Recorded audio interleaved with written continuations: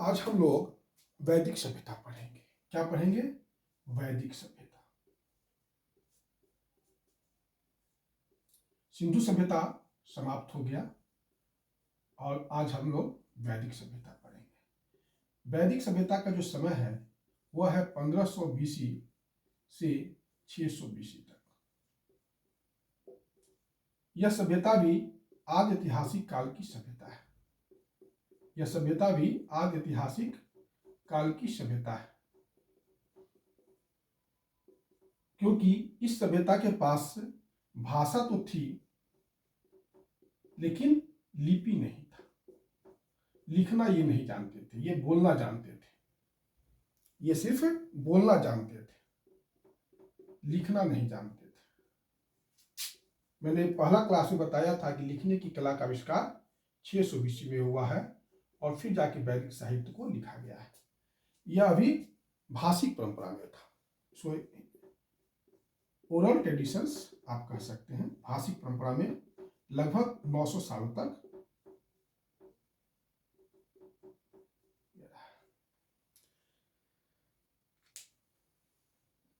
इस पर काफी चर्चा हुआ है और अब हम चर्चा नहीं करेंगे। देखिए, वैदिक सभ्यता को शुरू करने से पहले हम लोगों ने कल सिंधु सभ्यता का पतन पढ़ा था। एक इतिहासकार का नाम है टाइनबी। क्या नाम है? टाइनबी।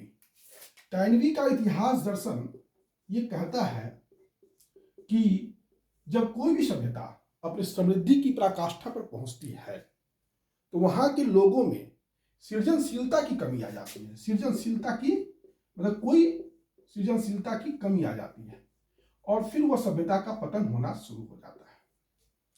सिंधु सभ्यता के पतन में भी यह इतिहास दर्शन टाइनबी का सुसंगति बैठता है।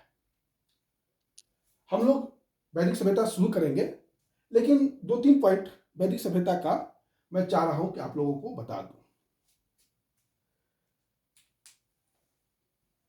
फिर हम लोग वैदिक सभ्यता शुरू करेंगे। मैंने कालीबंगा का चर्चा किया था और मैं आपको एक बात बता देता हूं कि कालीबंगा जगह का खोज 1942 में ही किया जा चुका था और खोजने वाले का नाम था ऑरेलस्टाइन। ये मैं राजस्थान का जब एग्जाम होगा प्रशासनिक सेवा का, प्रारंभिक परीक्षा का, तो वहां इस तरीके का प्रश्न पूछा जा सकता है, क्योंकि कालीबंगा राजस्थान में है। ऐसे कालीबंगा से अमलानंद घोषी इंपॉर्टेंट व्यक्ति जुड़े हैं और बीबी लाल और बीके थापर। लेकिन अगर questions Rajasthan public service commission में कहीं डेस्क में चला गया तो हो सकता है कि आप लोगों से ऑरेलस्टाइन पूछ लिया जाए। सबसे ज्यादा अभिलेख जो मिला है वो मोहनजोदड़ो से मिला है। सॉरी, सबसे ज्यादा जो मुहर मिला है वो मोहनजोदड़ो से मिला है और मैं ये बता चुका हूं कि सबसे ज्यादा अभिलेख युक्त मुहर हड़प्पा से मिला है। यह मैं आपको बता दिया। सबसे ज्यादा मुहर कहां से मिला है? मोहनजोदड़ो से। और सबसे ज्यादा अभिलेख युक्त, उस पर लेख लिखा हुआ, वह हड़प्पा से हम लोगों को मिला है। देखिए, धौलावीरा और सुरकोतरा, इस जगह को जगपति जोशी ने खोजा था। जगपति जोशी ने ही खोज दिया था, लेकिन धौलावीरा का सबसे ज्यादा उत्खनन रविंद्र सिंह बिष्ट ने ही किया। रविंद्र सिंह बिष्ट ने ही किया 1990 में आकर, ये मैं बता चुका। रोपर का उत्खनन जो है यशदत्त शर्मा ने किया। ये सब इसलिए बता रहा हूं कि कभी कभी परीक्षाओं में पूछ लिया जाता है और ये फैक्चुअल इंफॉर्मेशन है जो आपके पास होना चाहिए। रोपर यशदत्त शर्मा ने खोजा था। राखीगढ़ी सूरजभान ने खोजा था। कौन खोजा था? सूरजभान ने खोजा था। बाद में बसंत सिंधे से जुड़े, प्रोफेसर बसंत सिंधे, जो मैं बता चुका हूं, और ये सब अब मैं नहीं बताऊंगा। मैंने लाजवर्द मणि का चर्चा किया था। लाजवर्द मणि, इंग्लिश में इसको लैपिस लाजुली कहते हैं और ये अफगानिस्तान के बदकशा से आता था। कहां से आता था? अफगानिस्तान के बदकशा से आता था। ये धनाढ़ लोग जो सिंधु सभ्यता के या इसका निर्यात करते थे मेसोपोटामिया में, तो वो लोग इसका यूज करते थे। यह कुछ फैक्ट्स है सिंधु सभ्यता का। कभी कभी आपसे बीबी लाल के बारे में पूछा जा सकता है कि हस्तिनापुर का उत्खनन किसने किया, तो बीबी लाल ने हस्तिनापुर का उत्खनन किया। इनका पूरा नाम बृजवासी लाल है। यह सब जो है सिंधु सभ्यता से कुछ जुड़े हुए अनछुए पहलू या छुआ हुआ पहलू जो कह लीजिए, क्योंकि जब परीक्षा में पूछा जाता है तब हम लोग सोचते हैं कि शायद एक बार नज़र से गुजरा हुआ होता, इसलिए ये सब इंफॉर्मेशन है। परीक्षा हॉल में ज़्यादा तनाव न महसूस हो। अगर आप किसी फैक्ट से एक या दो बार गुजरे हुए हैं तो परीक्षा हॉल में याद आ जाता है। अगर किसी फैक्ट्स के साथ आपका जो है मुठभेड़ एक या दो बार हो चुका है तो परीक्षा हॉल में आसानी से वह याद आ जाता है, लेकिन मुठभेड़ पहले हो जाना चाहिए। मिलिट्री को प्रशिक्षण बहुत टाइट दिया जाता है, सेना को इसलिए दिया जाता है इतना टाइट प्रशिक्षण कि जब वो युद्ध मैदान में जाए तो कम से कम दुर्घटना हो और ज़्यादा से ज़्यादा जीत में हम लोग ज़्यादा से ज़्यादा वो मिलिट्री जीते, सेना जीते। मिलिट्री को इसलिए नहीं भेजा जाता है कि युद्ध मैदान में जाके वह वीरगति को प्राप्त हो। वीरगति देश की रक्षा करते हुए होना चाहिए, यह नहीं कि गए और शहीद हो गए। खैर ये सब एक दूसरा तरह का बात है। अब हम लोग आ जाते हैं वैदिक सभ्यता पर। देखिए, वैदिक सभ्यता के दो भाग हैं, ऋग्वैदिक काल और उत्तर वैदिक काल।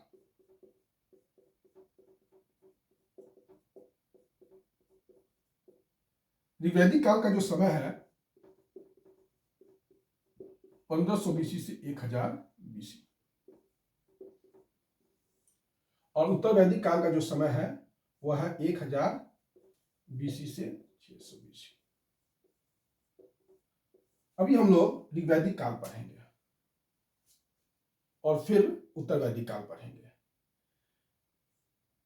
देखिए, इसको वैदिक सभ्यता क्यों कहा जाता है? पहले क्वेश्चन यह है कि इसको वैदिक सभ्यता क्यों कहा जाता है।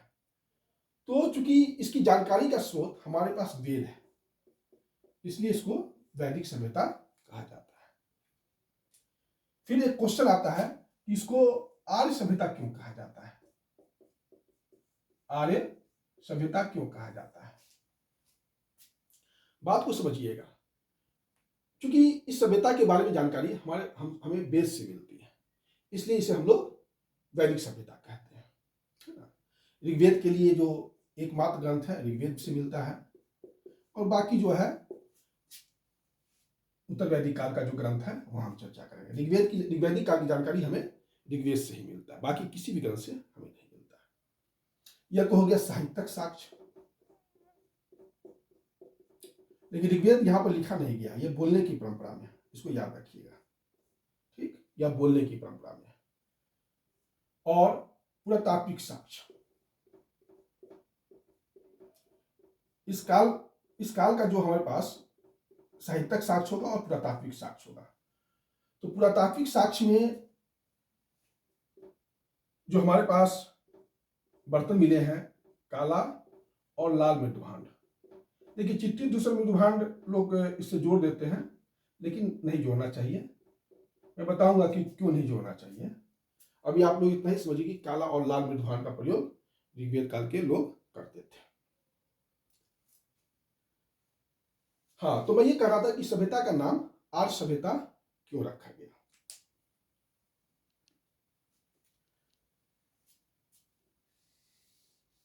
आर्य सभ्यता क्यों रखा गया?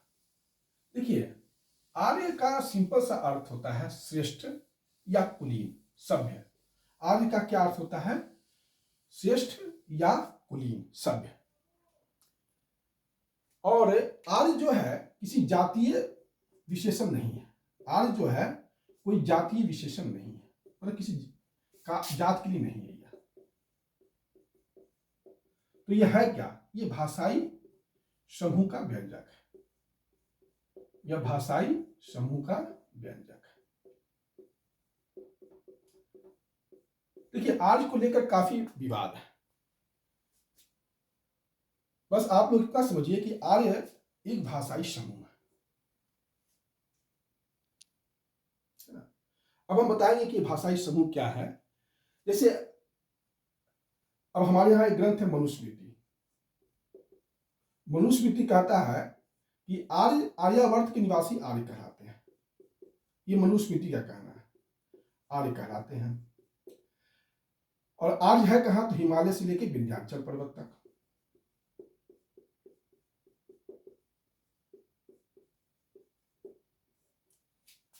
या मनुस्मृति का कहना है। महात्मा बुद्ध को लीजिए,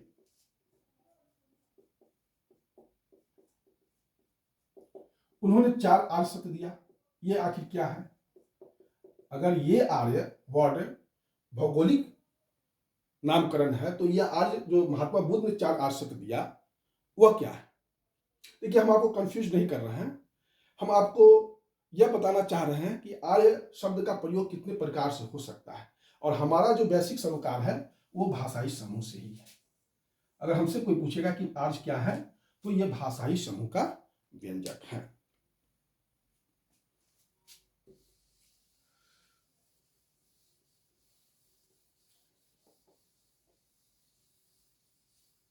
अठारहवीं सदी का एक विद्वान थे, उनका नाम था विलियम जोन्स। 18वीं सदी का विद्वान थे विलियम जोन्स।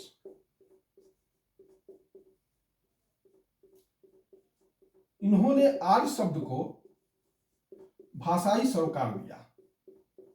भाषाई सरोकार देने वाले मतलब लैंग्वेज के साथ जोड़ने वाले यही थे। और इन्होंने सबसे पहले कहा कि जो लैटिन वर्ड है और जो संस्कृत शब्द है और जो यूनानी शब्द है ये तीनों मिलते हैं। ये तीनों शब्द मिलते हैं। लैटिन हुआ, संस्कृत हुआ, यूनानी शब्द सारे मिलते हैं। अभी हम आपको बताएंगे कैसे मिलते हैं, लेकिन अभी आप इतना ही समझिए कि विलियम जोन्स ने कहा कि लैटिन शब्द, संस्कृत शब्द और यूनानी शब्द ये सभी आपस में मिलते हैं और ये सभी एक ही भाषा के हैं, जिसका उन्होंने नाम रखा भारोपीय परिवार। जिसका उन्होंने क्या नाम रखा? भारोपीय परिवार।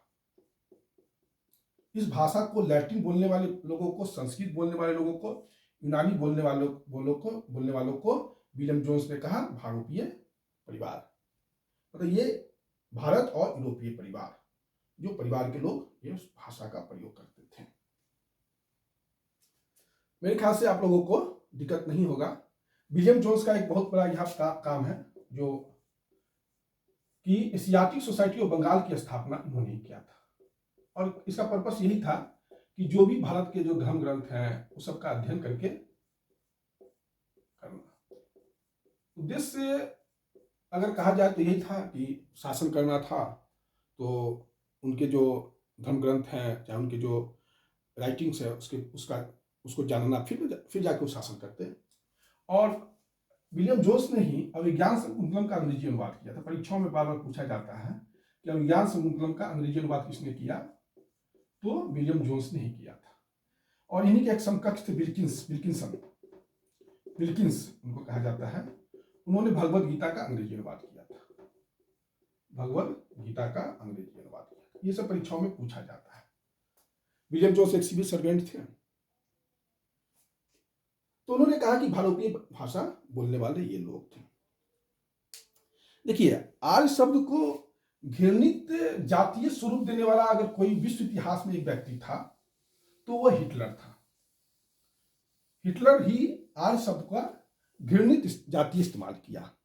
और स्वास्तिक चिन्ह जो मैंने कल क्लास में बताया था उसका भी, क्योंकि नाजी पार्टी के लोग अपने वहां पर स्वास्तिक का चिन्ह लगाते थे। ये सब मैं इसलिए बता रहा हूं कि आर्य शब्द के बारे में आपको एक रफ आइडिया होना चाहिए। जब हम लोग विश्व इतिहास पढ़ेंगे तो वहां समझेंगे आखिर उसने ऐसा क्यों किया, वह आर्य जर्मन आर्य था। ये सब विश्व इतिहास की बातें हैं। जब वैकल्पिक विषय या सामान्य अध्ययन में भी विश्व इतिहास है वहां हम लोग इसको पढ़ेंगे। मुख्य परीक्षा में जो सामान्य अध्ययन का विषय है वहां पढ़ेंगे। देखिए, जो साक्ष्य मिलता है हम लोगों को वह 6000 बीसी के आसपास भारोपीय परिवार की कहानी शुरू होती है। भारोपीय परिवार की कहानी शुरू होती है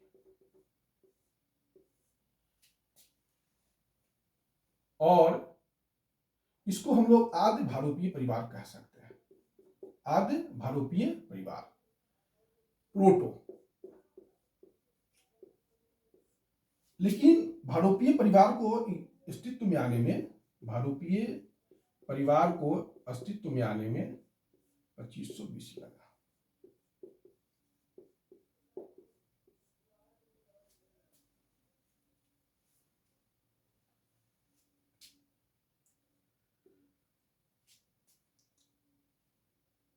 अब मैं आपको यहां पर ये 2500 बीसी की बात है कि भारोपीय परिवार अस्तित्व में आया। इस भारोपीय परिवार से दो शाखा निकला। एक शाखा ईरान पूर्वी और फिर यह भारत आया, और एक शाखा लैटिन और यूनानी।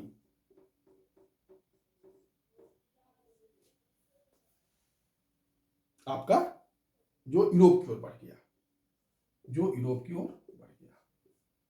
ये पश्चिम की ओर चले गए और ये पूरब की ओर चले गए।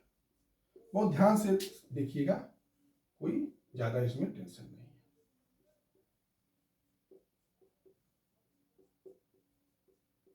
मध्य एशिया से ये पूरब की ओर बढ़े, ईरान होते हुए भारत की ओर बढ़ गए। ये 2500 बीसी के आसपास है। ये मध्य एशिया से ईरान पहुंचने में ये 2000 बीसी के आसपास ये ईरानी भाषा का जन्म होता है, जिसको भारोपीय ईरानी भी कह सकते हैं। भारोपीय ईरानी कह सकते हैं। और ये भाषा का विकास 2000 बीसी में हुआ और इसका ग्रंथ है जिंद अवेस्ता। ईरानी भाषा का सबसे पुराना ग्रंथ जिंद अवेस्ता है। और भारत में लगभग आप यह मान के चलिए 1400 बीसी में भारतीय आज भाषा ईरानी आज भाषा से अलग हो गया। भारतीय आज भाषा अस्तित्व में आया। ऐसा क्यों आया यह मैं आपको बताऊंगा। अभी इतना इसको समझिए कि भारतीय आज भाषा का 1400 बीसी में ईरानी आज भाषा से यह अलग हो गया। और इसका एक इंपॉर्टेंट ग्रंथ आपका ऋग्वेद है। ठीक, कोई दिक्कत? यह लैटिन से, अच्छा, यूनानी भाषा का हमारे पास 800 बीसी का एक यूनान के थे, ग्रीक में ही, होमर, और उन्होंने 2 किताब लिखा था, इलियड और ओडेसी। पूरा ध्यान से सुनिएगा, बहुत अच्छा इंटरेस्टिंग चीज है यह। यूनानी भाषा में होमर थे, इलियड और ओडेसी उनका लिखा था। देखिए, जिंदा अवेस्ता जो ईरानी भाषा ग्रंथ है उसमें भी आर्य शब्द का प्रयोग है और ऋग्वेद में भी आर्य शब्द का प्रयोग है। लेकिन इसमें होमर के जो रचना है इलियड और ओडेसी में आर्य शब्द का वर्णन नहीं है। यह अंतर को आप समझिएगा। पहले हम यूरोप का थोड़ा सा वर्णन कर लेते हैं, फिर भारत की ओर बढ़ेंगे। यह सब इसलिए ये परीक्षा के लिए आपको बहुत नहीं है, लेकिन चूंकि जब सामान्य अध्ययन का मुख्य परीक्षा दीजिएगा तो बेस अगर आपका ठीक होगा तो आप बहुत कम समय में अच्छी तैयारी वहां कर लीजिएगा। इसलिए यहां पर हम थोड़ा सा डेप्थ में जाते हैं।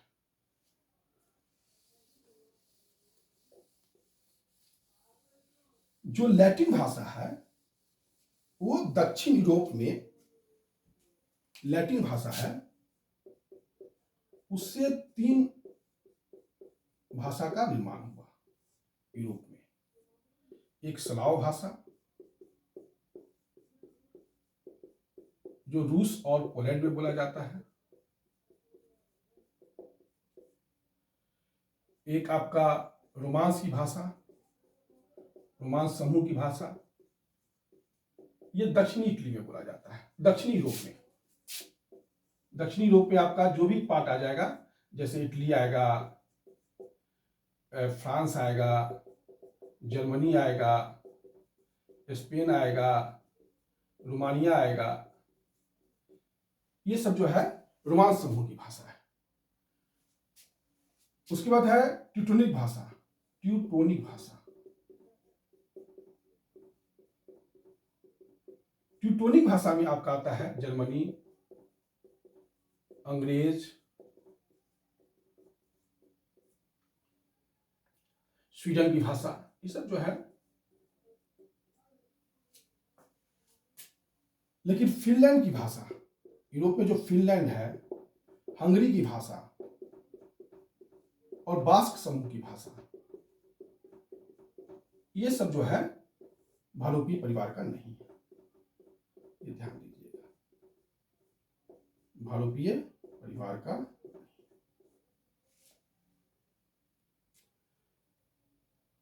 यह आपका पूरा यूरोप हो गया। अब हम लोग अरब प्रायद्वीप में आते हैं, तो वहां पर हम लोग को दो भाषा मिलता है, हिब्रू भाषा और अरबी भाषा। यह हो गया सेमेटिक, इसको कहते हैं सेमेटिक भाषा। सामी, इसको क्योंकि यहां पर सामी सबसे पुराना धर्म था, उसी से सेमेटिक भाषा आया है। हिब्रू भाषा, अरबी भाषा, ये सेमेटिक भाषा में। उसके बाद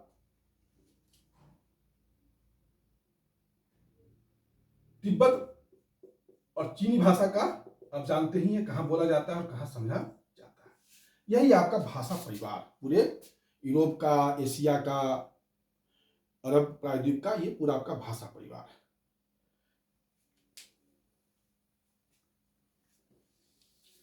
ये हो गया ईरान से पश्चिम। अब हम ईरान, मध्य एशिया से पश्चिम की पूरी कहानी मैंने आपको बताया। अब हम पूर्वी हिस्सा की तरफ बढ़ते हैं, ईरान की तरफ। यहां से ईरान की तरफ बढ़े और फिर भारत की तरफ बढ़े। हमने आपको कहा कि 1400 बीसी के आसपास ईरानी भाषा जो भारोपीय भाषा थी, उससे भारतीय भाषा अलग हो गई। यह परिमाण मैंने कैसे बोला, तो 2300 बीसी में का एक अभिलेख मिला है जो इराक से मिला है, और इसमें जो कुछ वर्ड मिले हैं जिसके अंतिम में सेन शब्द का प्रयोग है, सेन शब्द का प्रयोग है। उसके बाद 1600 बीसी में एक अभिलेख मिला है जिसका नाम है कस्सी अभिलेख।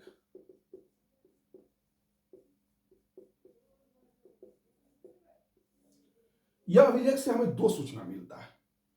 कुछ देवताओं का नाम है, जैसे सूर्य का नाम है तो सूर्य सह, वायु, इस तरीके का जो नाम सब है वो ईरानी समकक्ष का नाम है, वायु सह।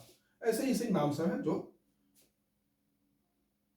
ये जो है बेबीलोनिया में है, और इससे यह सूचना हमें मिलती है कि आर्यों की एक शाखा पूरब की ओर चली गई। कहने का अर्थ कि भारत में आर्य आने से पहले कहां रहते थे? ईरान में। मेरे ख्याल से आप लोगों को दिक्कत नहीं हो रहा होगा। 1400 बीसी में एक मितन्नी अभिलेख मिला है, मितन्नी अभिलेख। ये सीरिया में है। कहां है? सीरिया। इसको बोगाज कोई अभिलेख भी कहता है, कहा जाता है, बोगाज कोई अभिलेख। और इसमें जो नाम मिले हैं, 4 देवताओं का नाम मिला है, इंद्र, मित्र, वरुण और नासत। मतलब कहने का अर्थ कि यहां तक आके जो नाम मिलते हैं वो भारतीय आर्य जो भाषा है वो मिलता है। इसलिए यहां पर मैं कह रहा था कि 1400 बीसी में भारतीय आर्य ईरानी आर्य से अलग होकर अपनी स्वतंत्र भाषा का विकास किया। यह आपको मैंने बहुत समझा दिया।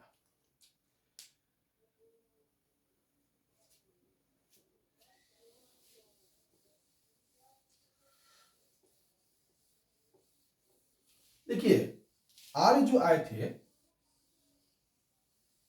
वह 600 सॉरी घोड़ा के साथ आए थे, और जो मैंने आद्य भारोपीय भाषा शब्द का प्रयोग किया था 6000 बीसी में, तो उसी के साथ एक घोड़ा का भी साक्ष्य हम लोगों को मिला। घोड़ा घोड़ा पर चढ़ के ये हम आए काला सागर के पास। सबसे पहली जो काला सागर के पास घोड़ा का काफी प्रबल मिला, और इसी समय आपको आद्य भारोपीय भाषा का भी स्टार्टिंग हो रहा है। पूरा चीज को समझिएगा, आद्य भारोपीय भाषा का इस्तेमाल हो रहा है। ये घोड़ा पर चढ़कर आए आर्य, और जब घोड़ा पर ही चढ़ के आए तो भारत आने में, भारत का जो बलूचिस्तान का इलाका है वहां आने में इनको लग गया 2000 बीसी पे ये पहुंचते हैं। ये सब जो प्रमाण मिला है पुरातात्विक प्रमाण के आधार पर मैं बोल रहा हूं, ये नहीं है कि मैं कोई कहानी के आधार पर बोल रहा हूं, ये सब पुरातात्विक प्रमाण के आधार पर बोल रहा हूं। और भारत में भगवानपुरा एक जगह है, ये हरियाणा में है, और एक जगह है हस्तिनापुर जो मेरठ में है, उत्तर प्रदेश में, जिसका उत्खनन बीबी लाल ने किया था, कुछ देर पहले मैंने बताया था। तो ये जो हस्तिनापुर में, यहां पर घोड़ा का प्रयोग 1200 बीसी के शुरू हो जाता है। यह आपको भारत का संदर्भ, यहां तक मेरे ख्याल से आप लोगों को कोई दिक्कत नहीं हो रहा होगा। देखिए, संस्कृत और लैटिन कैसे समान है, अंग्रेजी, लैटिन, जर्मन, अंग्रेजी, ये कैसे समान है ये देखिए। अंग्रेजी में फादर कहते हैं, संस्कृत में पितरी कहते हैं, लैटिन में फैटर कहते हैं, और जर्मन में बटर कहते हैं। वह शब्दों में आपको समानता दिख रहा होगा। मदर में भी देखिएगा तो मातृ, मैटर, मदर, मैटर, इस तरीके से शब्दों में आपको एक समानता मिल रहा होगा। आपको एक आश्चर्यजनक हम समानता आज बता रहे हैं। जो रूसी भाषा है, जो रूसी भाषा है, वो जो है, मान लीजिए जैसे कि मैं पढ़ा,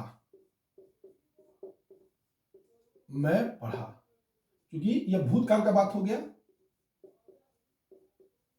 मैं लिखा, मैं लिखा, ये सभी भूतकाल का बात हो गया, काम हो चुका है, पास्ट टेंस है ये। तो उनका जो वर्ड होता था, रूस की जो भाषा है, मैं आज बहुत इंटरेस्टिंग बात आपको बता रहा हूं। जो रूस की भाषा है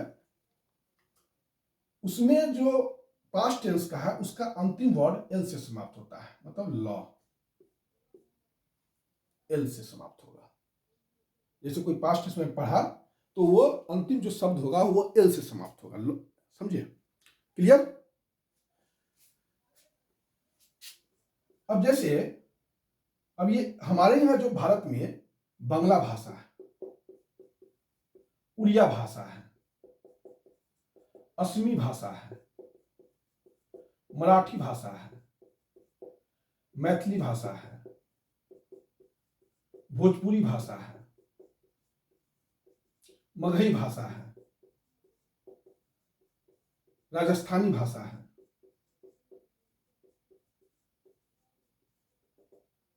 इन सारे शब्दों में आप देखिएगा लास्ट में लॉ का प्रयोग होता है, एल और लॉ का।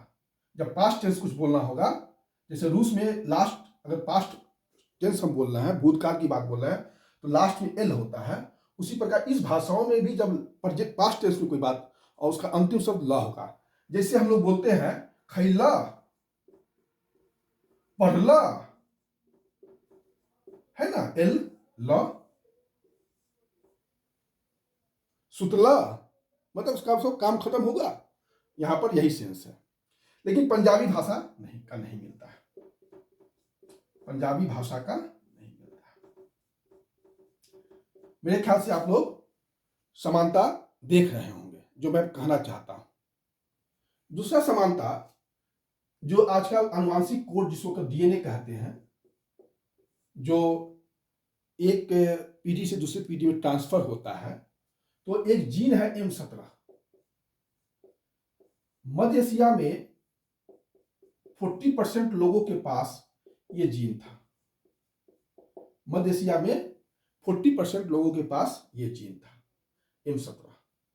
जब दिल्ली में इसी प्रकार का एक सर्वेक्षण किया गया, जो हिंदी भाषा बोलते थे, हिंदी भाषा की बात कर रहा हूं, उसमें 35% लोगों में यह जीन पाया गया, M17।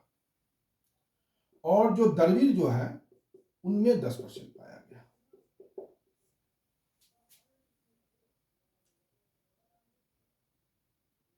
ये आप सब बताने का उद्देश्य आप समझ रहे होंगे, है कि नहीं, कि आज जो नस्ल है वो मध्य एशिया की नस्ल है। वो जब मूल निवास स्थान है तो हम वहां पर बताएंगे। लेकिन ये सब जो आपके पास तात्विक प्रमाण है, जो जैविक प्रमाण है, वो सब हम आपको चर्चा कर दिए। मेरे ख्याल से आप लोगों को यहां तक समझने में दिक्कत नहीं हो रहा होगा। देखिए, मैंने एक चीज लिखा, घोड़ा जो है काला सागर में 6000 BC के आसपास आया था। लेकिन यह घटना जो है अफ्रीका में, ये काला सागर में हमें दिखाई दिया 6000 BC के आसपास में। लेकिन ऐसी बात नहीं कि घोड़ा 6000 BC में ही आया है। घोड़ा जो है 26 लाख BC में आ चुका था। कब आया था? 26 लाख BC में आया था। और कहां आया था? तो अफ्रीका में आया था। इसको विला फ्रांसीसी जंतु समूह कहा जाता है। विला फ्रांसीसी जंतु समूह कहा जाता है। इसी समय सचमुच का हाथी, सचमुच का घोड़ा और मवेशी के स्तनधारी जो है, ये उदय हो चुका था। 6000 BC में काला सागर में दिखाई देता है। एक चीज और मैं बता रहा हूं, जैसे कि मैंने आपको बताया कि 7000 BC में बलूचिस्तान में खेती हो रही थी। पश्चिम में, और बलूचिस्तान के आगे इधर बढ़िएगा पश्चिम की ओर तो जेरूसलम है, आपको पता होगा इजराइल की राजधानी है। यह 10,000 BC में कृषि का साक्ष्य मिला है। भारत में जो साक्ष्य है 7000 BC बलूचिस्तान मेहरगढ़ का है। अब एक लौड़ा देव आ गए हैं संत कबीर नगर में, तो यहां भी 9000 BC का साक्ष्य मिल रहा है।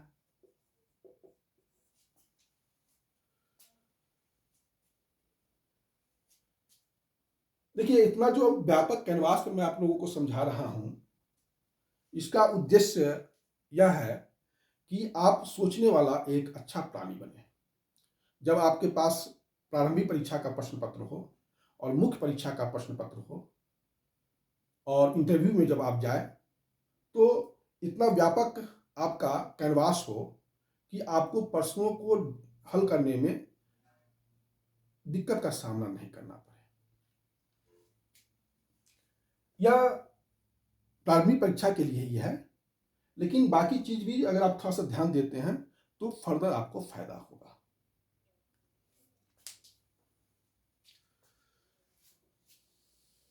यह सभी स्रोत जो थे ये पुरातात्विक प्रमाण थे हमारे पास। अब तक हम लोगों ने जो पढ़ा वह पुरातात्विक प्रमाण पढ़ा। अब हम लोग साहित्यिक प्रमाण की ओर बढ़े। अब हम लोग क्या पढ़े? साहित्यिक प्रमाण। देखिए, भारोपीय भाषा का सबसे पुराना ग्रंथ कोई है तो वह ऋग्वेद है। ऋग्वेद में 10 मंडल है। ऋग्वेद में कितना मंडल है? 10 मंडल है। दूसरा से लेके 7वां तक 2, 3, 4, 5, 6, 7, ये सब काफी प्राचीन है। और सबसे नया कौन है? पहला और 10वां, ये सबसे नया है। ये ओल्डेस्ट है और ये न्यू है। इसमें 1028 सूक्त है। और 10,462 श्लोक हैं। 10,462 श्लोक हैं, 1,028 सूक्त हैं। दूसरा से सातवां मंडल जो सबसे प्राचीन मंडल है, इसको वंश मंडल भी कहा जाता है या गोत्र मंडल, क्योंकि इसको जो लिखने वाले हैं एक ही पुरोहित ने लिखा है, एक ही पुरोहित ने लिखा है। बताएंगे कैसे, कौन पुरोहित ने लिखे हैं। देखिए, चाहिए तो बता देते हैं। जो दूसरा मंडल है उसको वृत्रसमुद्र ने लिखा है। तीसरा मंडल विश्वामित्र ने लिखा है। और तीसरा मंडल में ही आपका जो है गायत्री मंत्र है। कौन मंत्र है? तीसरा मंडल में ही गायत्री मंत्र है। गायत्री मंडल मंत्र किसने लिखा था? विश्वामित्र ने लिखा था। और किस देवी को समर्पित है? सवित्री देवी को समर्पित है। सवित्री देवी को समर्पित है। चौथा मंडल वामदेव ने लिखा था, वामदेव। पांचवा अत्रि। छठा भारद्वाज। सातवां वशिष्ठ। सातवां कौन लिखे? वशिष्ठ। आठवां कण्व और अंगिरस। ये सब परीक्षाओं में हो सकता है। खासकर तीसरा मंडल जो है काफी इंपॉर्टेंट है। विश्वामित्र, गायत्री मंत्र, सावित्री देवी, यह परीक्षाओं में पूछा जाता है प्रायः। नौवां मंडल सोम देवता को समर्पित है। नौवां मंडल किस देवता को समर्पित है? सोम देवता को।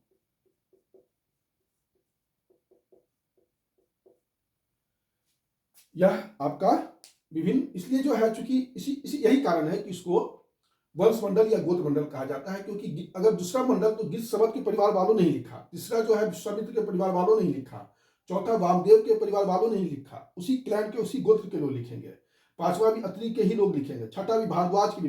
मिलावट नहीं है इसमें, मिलावट नहीं कि ये ऋषि का परिवार और दूसरे ऋषि का परिवार मिलजुल के लिख दिए हैं, ऐसा कोई मिलावट आपको यहां पर देखने को नहीं मिलेगा।